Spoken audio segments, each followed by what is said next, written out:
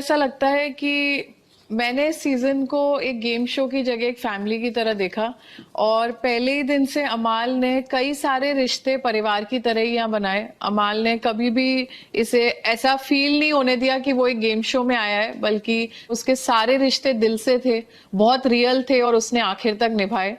और अमाल में 1000 कमियां हैं और अमाल ने उन कमियों को एक्सेप्ट करने से कभी भी पीछे नहीं हटा, कभी घबराया नहीं।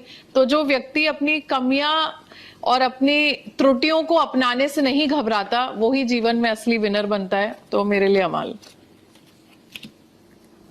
घर वालों ने तो अपनी मर्जी बता दी, लेकिन जैसा कि मैंने कहा, अब तो बची है ना घर वालों की सरकार, ना कोई ऐसा फैसला बचा है जो बीबी डेमोक्रेसी को लेना पड़े। क्योंकि अब फैसला बचा है तो सिर्फ एक कि आखिर ये सामने मौजूद ट्रॉफी जाती किसके पास है, और इसका फैसला सिर्फ ऑडियंस ही ले सकती है अपने वोट्स डालकर।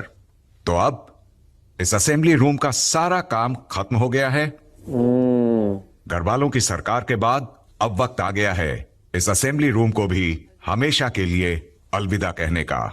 ऐसा लगता है कि मैंने इस सीजन को एक गेम शो की जगह एक फैमिली की तरह देखा और पहले ही दिन से अमाल ने कई सारे रिश्ते परिवार की तरह ही यहाँ बनाए। अमाल ने कभी भी इसे ऐसा फील नहीं होने दिया कि वो एक गेम शो में आया है, बल्कि उसके सारे रिश्ते दिल से थे, बहुत रियल थे और उसने आखिर तक निभाए। और अमाल में 1000 कमियां हैं और अमाल ने उन कमियों को एक्सेप्ट करने से कभी भी पीछे नहीं हटा, कभी घबराया नहीं। तो जो व्यक्ति अपनी कमियां और अपनी त्रुटियों को अपनाने से नहीं घबराता, वो ही जीवन में असली विनर बनता है। तो मेरे लिए अमाल।